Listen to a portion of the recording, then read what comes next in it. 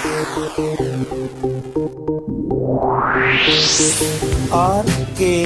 स्वागत है दोस्तों आपका एक बार फिर से हमारे YouTube चैनल RKB कैंफी वीडियोस में।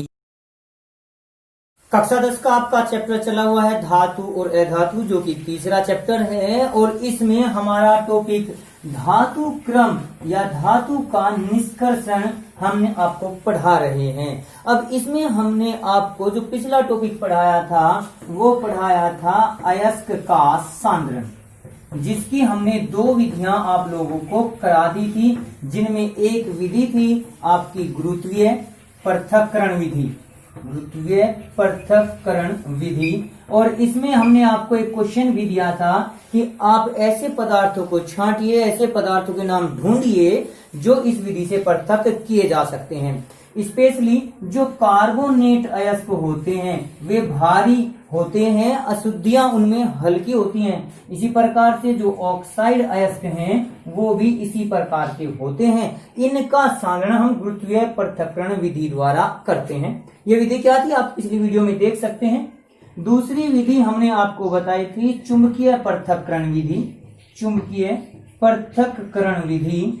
इस विधि में हमने आपको बताया था कि जो पदार्थ चुंबक के द्वारा पृथक होते हैं, तो यहाँ पर हम कह सकते हैं चुंबकीय और अनुचुंबकीय पदार्थों को पृथक करने के लिए इस विधि का प्रयोग किया जाता है।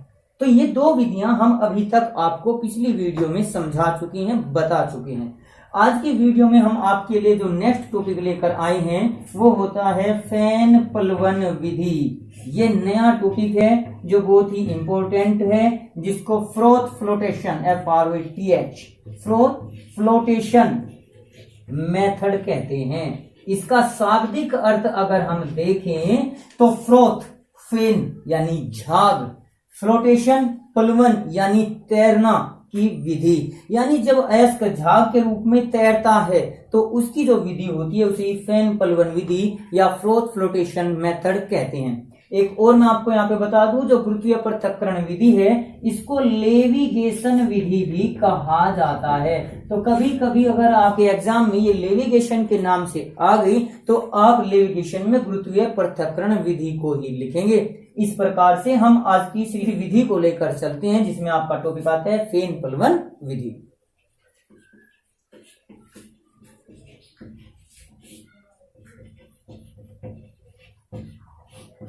जैसे पिछली दोनों विधियों में हमने सबसे पहले सिद्धांत बताया था, तो यहां पर भी अब हम सिद्धांत को लेकर चलते हैं। इस विधि का सिद्धांत क्या है, यह विधि कब प्रयुक्त की जाती है? तो यह विधि तब प्रयुक्त की जाती है जब अयस्क के कण तो तेल के द्वारा भीग सकते हों, जबकि अशुद्धि के कण जो होते हैं वो जल के द्वारा भीग जाते हों। आप लोगों ने अक्सर देखा होगा कि अगर आपका बाल सिर पर आपने तेल लगाया हुआ है तो पानी की बूंदें आपके सिर पर नहीं रुकेंगी, और उसमें से अगर आप एक बाल तोड़कर पानी में डालकर देखें तो वो बाल डूबेगा भी नहीं। यानी हम कह सकते हैं कि तेल में भिगोने पर पदार्थ हल्का हो जाता है, जबकि जल में भीगने पर वो पदार्थ भारी हो जाता है। तो इस प्रकार के पदार्थों को हम फैन प्लवन विधि द्वारा शुद्ध करते हैं, इस प्रकार के अयस्क का सांद्रण करते हैं। और यह विधि सामान्यतः सल्फाइड अयस्कों के लिए प्रयुक्त की जाती है। जैसे Cu2S कॉपर ग्लांस होता है, CuFeS2 होता है, FeS होता है, ZnS होता है। तो इस प्रकार के सल्फाइड अयस्कों को पृथक या सांद्रित करने के लिए हम इस फैन प्लवन विधि का प्रयोग करते हैं। तो यहां तक तो हमने आपको इसका सिद्धांत बता दिया। अब लेकर चलते हैं इसकी विधि। पहले तो मैं आपको विधि को समझा रहा हूं, बता रहा हूं, उसके बाद हम इसको एक चित्र के द्वारा प्रदर्शित करेंगे। इस विधि में क्या होता है कि जल से भरा एक टैंक होता है, उसमें हम बारीक पिसे हुए अयस्क को डाल देते हैं और उसमें कुछ तेल और अन्य पदार्थों को मिलाकर तेजी से वायु प्रवाहित करते हैं, जिससे जो अयस्क है वो झाग के रूप में ऊपर आ जाएगा हल्का होने के कारण, जबकि अशुद्धि जल से भीगने और भारी होने के कारण नीचे बैठ जाती है। इस प्रकार की विधि तो आप लोग लिखोगे। अब ये विधि किससे लिखी जाएगी, किस प्रकार से अन्य पदार्थों का जिक्र करते हैं, अब एक एक करके हम उनको लेकर चलते हैं। और पहले इस विधि को एक चित्र के द्वारा समझिए। इसके बाद आप इस चित्र को बना सकते हो, जिसमें हम दोबारा से आपको विधि भी बता रहे हैं। इस विधि में क्या होता है कि जल से भरे एक टैंक में, ये आपका जल से भरा हुआ टैंक हो गया, जल से भरे हुए एक टैंक में बारीक पिसा हुआ अयस्क मिला देते हैं, बारीक पिसा अयस्क। इस टैंक में फिर हम कुछ मात्रा में चीड़ का तेल मिलाएंगे, चीड़ का तेल तथा सोडियम एथिल जेंथेट मिला देते हैं।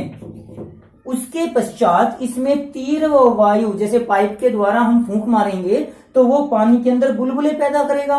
तो ये बुलबुले न केवल जल के बल्कि अयस्क के झाग के रूप में अयस्क सांद्रित अयस्क ऊपर आ जाता है, जबकि जो अशुद्धियां हैं वो भारी होने के कारण नीचे बैठ जाती हैं। अब जो ये अलग अलग प्रकार के पदार्थ मिलाए गए, चीड़ का तेल, सोडियम एथिल जेंथेट या कुछ अन्य पदार्थ मिलाए जाते हैं, तो इन सब का कुछ कार्य होता है, किसी न किसी विशेष कारण से इनको मिलाया जाता है। जैसे अगर हम चीड़ के तेल की बात करें तो चीड़ का तेल मिलाने पर जल का पृष्ठ तनाव एक गुण होता है वो कम कर देता है, जिस कारण ये झाग जो होता है वो तेल के द्वारा भीग जाता है और हल्का होने के कारण ये ऊपर आ जाता है झाग के रूप में। अशुद्धि सिद्धांत में ही आपको बताई गई है कि अशुद्धि जल से भीगने का गुण रखती है, तेल से वो नहीं भीगती और जल से भीगने के कारण वो भारी हो जाती है। अब विभिन्न प्रकार के जो पदार्थ इसमें मिलाए जाते हैं, जैसे सोडियम एथिल जेंथेट क्यों मिलाया जाता है, इसे कहते क्या है, इसका कार्य क्या है, अब एक एक करके हम इनको लेते हैं। हाँ, एक बात का और ध्यान आपको रखना है कि जब आप इस विधि को बनाते हो, इस विधि को एग्जाम में लिखते हो, तो ये चित्र अवश्य बनाए, इसे बनाना न भूले। बगैर चित्र के ये विधि आपकी अधूरी रहेगी। और 3 विधि जो अब तक आपको पढ़ाई गई हैं, चुंबकीय पृथक्करण, गुरुत्वीय पृथक्करण और फेन-पुलमन विधि में, ये सबसे इंपॉर्टेंट विधि है, सबसे ज्यादा एग्जाम में आने वाली विधि है। इस प्रकार के विभिन्न पदार्थों में सबसे पहला पदार्थ है फेनक, फ्रोथर्स। अध्यापक क्या कार्य करता है, पढ़ाने का, चालक चलाने का, गायक गाने का, और फेन क्या होता है, झाग, तो फेनक यानी जो झाग बनाने का कार्य करता है। तो इस विधि में जल में मिलाए गए में पदार्थ जो झाग बनाने का कार्य करते हैं, झाग को स्थायी करने का कार्य करते हैं, उनको फेनक कहा जाता है। और फेनक के रूप में इसमें चीड़ का तेल मिला दिया जाता है। अभी आपको बताया है चीड़ के तेल का कार्य जल के पृष्ठ तनाव को कम करना है। इसके पश्चात इसी प्रकार से एक दूसरा शब्द आता है संग्राहक, संग्राही भी इसको कह सकते हैं, जो होता है कलेक्टर। कलेक्टर क्या होता है, कलेक्ट करने वाला, इकट्ठा करने वाला।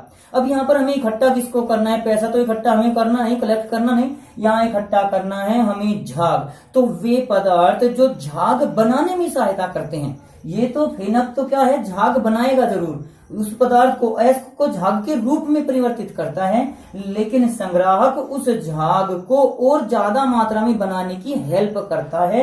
तो वे पदार्थ जो झाग को एक साथ इकट्ठा करने की, एक साथ बांधे रखने का कार्य करते हैं, उनको संग्राहक कहा जाता है। और इसमें आपका सोडियम एथिल जेंथेट या पोटेशियम एथिल जेंथेट इसी कार्य को करने के लिए प्रयुक्त किया जाता है। तो ये 2 पदार्थ हैं। इसके पश्चात अगर हम लेकर चलें तो आता है वर्धक। वर्धक क्या होता है, प्रोमोटर्स होता है, जो प्रमोट करता है। अब प्रमोट किसको करेगा, वृद्धि करेगा, किसमें, हमें झाग बनाना है तो झाग बनाने में। जैसे CuFeS2 कॉपर पाइराइट जो होता है, इसमें ज्यादा से ज्यादा झाग बनाने के लिए अगर हम इसमें कॉपर सल्फेट की कुछ मात्रा मिला दें तो हमारा झाग बनने की प्रक्रिया बढ़ जाती है, यानी झाग जो है हमारा वो ज्यादा मात्रा में बनता है। तो इस प्रकार के पदार्थ हमारे वर्धक या प्रमोटर्स कहलाते हैं। इसी प्रकार से एक आता है डिप्रीशेंट, या जिसको कह सकते हैं हम प्रतिवर्धक।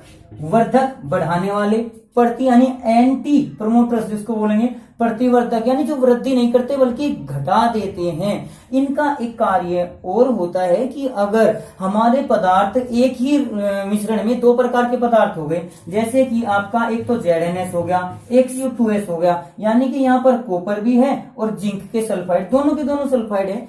इनमें से जब हम इनको फेन-पुलमन विधि द्वारा झाग के रूप में बदलते हैं तो दोनों सल्फाइड एस होने के कारण दोनों झाग में परिवर्तित होंगे, लेकिन हमें जरूरत है एक की। तो इन दोनों में से एक को डिप्रेस करने के लिए, दबाने के लिए, छांटने हटाने के लिए हम उसमें NaCN जैसा पदार्थ मिला देते हैं, सोडियम साइनाइड मिला देते हैं, जो कि जिंक सल्फाइड को डिप्रेस कर देता है, सेपरेट पृथक कर देता है, और झाग केवल कॉपर सल्फाइड का बनेगा, इससे जिंक सल्फाइड का झाग नहीं बनेगा। तो इस प्रकार के पदार्थ जो झाग बनने की प्रक्रिया को कम करते हैं या विशेष प्रकार के सल्फाइड एस्क को दूसरे सल्फाइड एस्को से पृथक कर देते हैं, डिप्रेसेंट्स या प्रतिवर्धक कहलाते हैं। जबकि जो पदार्थ झाग के निर्माण में सहायक होते हैं उनको हम प्रोमोटर्स या वर्धक कह देते हैं।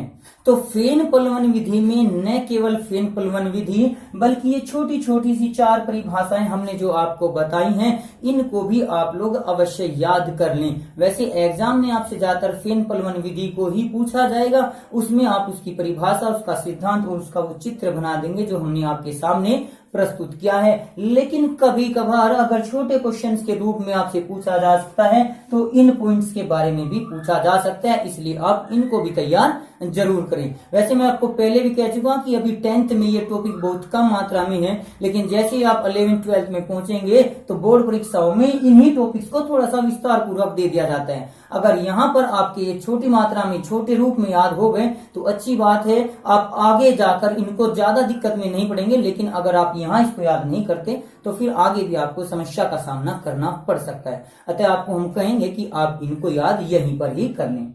तो एस को से धातु प्राप्त करने यानी धातु निष्कर्षण या धातु क्रम में हमारा आज का टॉपिक जो एस को का सांद्रण होता है, एस को से अशुद्धि दूर करना होता है, उसकी हमने 3 विधियां आपको बता दी। 12th लेवल में जाके एक लीचिंग विधि और आती है, निक्षालन जिसको बोलते हैं, वो केवल 12th के लिए है, तो उसको हम वहां पर आपको पढ़ाएंगे, यहाँ पर नहीं पढ़ाते। अब इसके बाद आपका तीसरा पॉइंट जो आता है, जो सांद्रित एस्क है उसका ऑक्सीकरण आता है, यानी एस्क का ऑक्सीकरण, जिसमें हम 2 विधियां निस्तापन और भर्जन के बारे में पढ़ेंगे, जो हम आपको आगे आने वाली वीडियो में प्रस्तुत करेंगे। तो आज जो वीडियो में आपको पढ़ाया गया है, यदि इससे संबंधित आपको किसी प्रकार की कोई समस्या है, कोई क्वेश्चन है, किसी भी प्रकार का, आप अपनी बुक में रीडिंग लगाइए। मैं ये नहीं कहता कि आप नोट्स बनाइए, नोट्स को ही पढ़िए, आप अपनी बुक को भी रीडिंग कर सकते हैं, बुक को भी पढ़ सकते हैं। उसमें आपको जो प्रॉब्लम आती है, आप उसमें से भी किसी वर्ड का मीनिंग है, कोई हिंदी शब्द ही समझ में नहीं आ रहा है, अंग्रेजी बुक पढ़ते हैं तो उसका कोई वर्ड समझ में नहीं आ रहा है, तो आप उससे पूछिए। लेकिन केमिस्ट्री की ऐसा नहीं है कि आप लिटरेचर इंग्लिश की बुक मेरे से पूछने लगे, मैं केवल आपको केमिस्ट्री के बारे में जानकारी दूंगा। इससे संबंधित क्वेश्चन आप मुझसे पूछ सकते हैं, कमेंट बॉक्स में लिख सकते हैं, अपनी समस्याओं का समाधान पा सकते हैं। तो आज की वीडियो के लिए आपका धन्यवाद। आज की वीडियो में बस इतना ही। अगली वीडियो प्राप्त करने के लिए हमारे चैनल को सब्सक्राइब करें, वीडियो को लाइक करें, और अगर वीडियो अच्छी लगे तो कमेंट्स करें और दोस्तों को भी शेयर करें।